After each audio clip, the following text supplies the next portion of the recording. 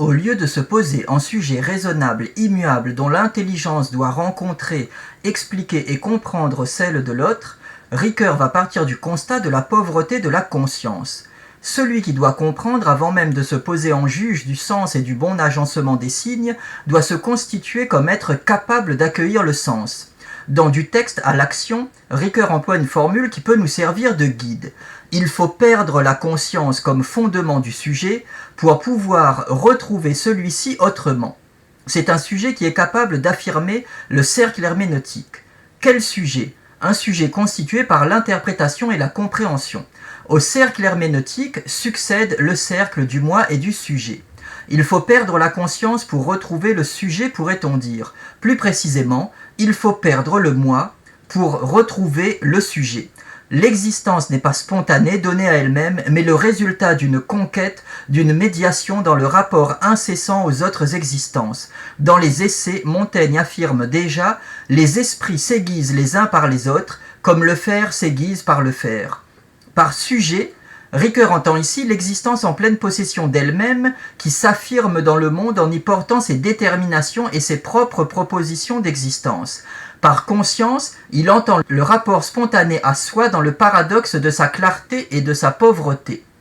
Il y a dans cette formule comme un écho à la formule pascalienne « le moi est haïssable ». S'il en est ainsi, c'est parce que le moi, comme auto-affirmation de sa suffisance, ne fait qu'exhiber sa dérisoire vacuité. Perdre la conscience, c'est établir cette pauvreté du moi par le plan du soupçon pour ensuite retrouver le sujet, c'est-à-dire fonder la nécessité d'exister dans le rapport aux autres existences. Il ne faut pas confondre le moment de l'évidence et le moment d'adéquation. Lorsque Descartes dit « je suis, j'existe », c'est là le moment d'évidence. Son indubitabilité ou sa résistance au doute est logique. À partir du moment où je pense que j'existe, je le prouve par là même, non par une démonstration, mais par un fait de conscience le plus fondateur de tous. C'est aussi une indubitabilité ontologique. On ne peut me tromper sur mon être, car pour être trompé, il faut d'abord être. Le moment d'adéquation consisterait en la supposition qu'avec notre existence serait livré en toute transparence le cortège ordonné et bien connu de nos pensées, de notre histoire, de nos intentions, bref de tout ce qui constitue notre singularité active et pensante. Mais rien n'est moins éloigné de l'expérience existentielle. Qu'est-ce que je suis, poursuit Descartes ? Une chose qui pense. Qu'est-ce qu'une chose qui pense ? Une chose qui doute. Le doute apparaît au commencement du cortège des qualités primitives de l'être. Nous sommes étrangers à notre propre essence à un tel point que nous pouvons même douter d'en avoir une. Si nous ne pouvons pas douter de notre être, c'est le moment d'évidence, nous ne pouvons que douter de notre essence, c'est le moment d'inadéquation. L'existence n'est donc pas un être donné, analogue à l'étant donné des choses. Il y a tant de distance de soi à soi. Mais comment passer de l'évidence de soi à l'adéquation à soi ? Tel est le problème que rencontrera l'herméneutique dans son alliance avec la phénoménologie. Elle s'efforcera de montrer que le sujet n'est pas un germe mais un fruit, et que ce fruit ne peut être cueilli qu'au prix d'une sorte d'exégèse de soi qui passera par la rencontre avec la parole de l'autre, le monde de l'autre, et par l'action sensée ainsi éclairée.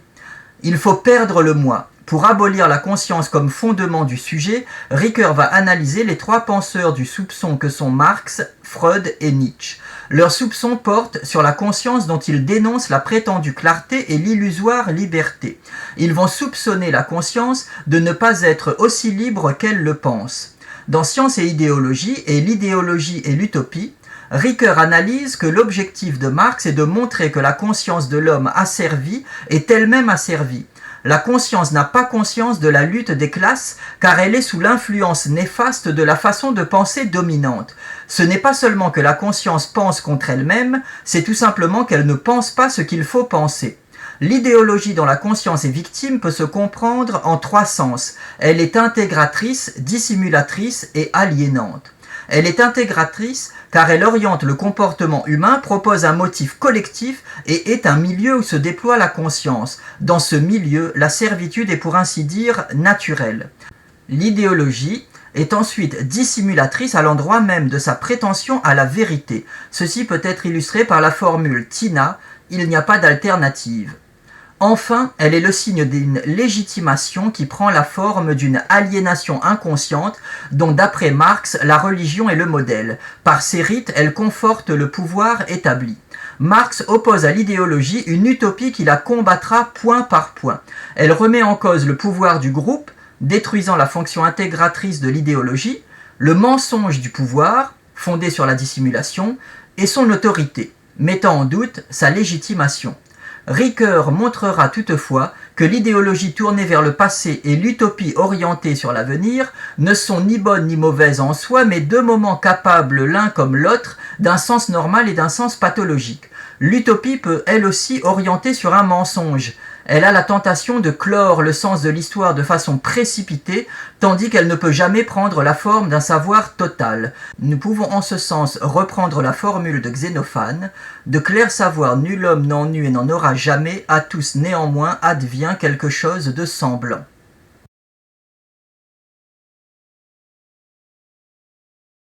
Dans Religion, athéisme et foi, Ricoeur montre que Nietzsche est le représentant de ce qu'il nomme l'athéisme généalogique. Nietzsche entend détruire la religion à travers une critique de l'accusation, du Dieu moral qui ordonne et punit, et de la consolation, comme désir enfantin d'être protégé. Pour Nietzsche, les motivations ultimes et visibles de la conscience ne sont que le résultat d'un jeu de force et de pouvoir subalterne à l'œuvre au plus profond du corps humain. Si la conscience chez Marx est aliénée, entretenant elle-même le mensonge idéologique, chez Nietzsche la conscience est un mensonge se croyant point de surgissement de la liberté alors qu'elle en est le tombeau. En ce point, Ricoeur procédera à une analyse très paradoxale, donnant en un certain sens raison à Nietzsche tout en consacrant son échec. Selon Ricoeur, l'athéisme ne réfute que le Dieu moral. Pour le dire autrement, il détruit la religion, mais mène à la foi. L'athéisme apparaît donc comme une étape de transition de la religion à la foi. Ricoeur voit dans la plainte de Job une illustration de la critique de Nietzsche. Comme le dit Nietzsche, Job doit renoncer à être protégé, mais c'est selon Ricoeur pour mieux se résigner devant ce qui nous dépasse. « Où étais-tu quand je créai le monde ?» dit ainsi Dieu à Job.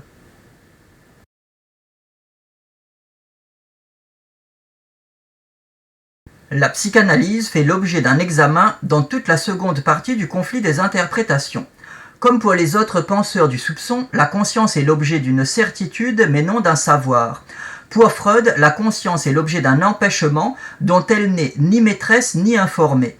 Pour Ricoeur, Freud instaure ce qu'il nomme une herméneutique régressive qui vise les symboles archaïques, le conscient et l'inconscient.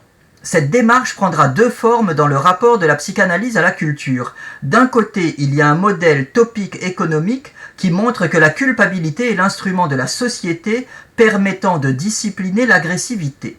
D'autre part, le modèle génétique vise à faire du peuple un névrosé. Quel est le but de tout ceci ? L'ambition de la psychanalyse est la libération du pouvoir parlé par la divulgation du secret qui est une entreprise de désoccultation, et du pouvoir aimé par le biais d'une rééducation du désir.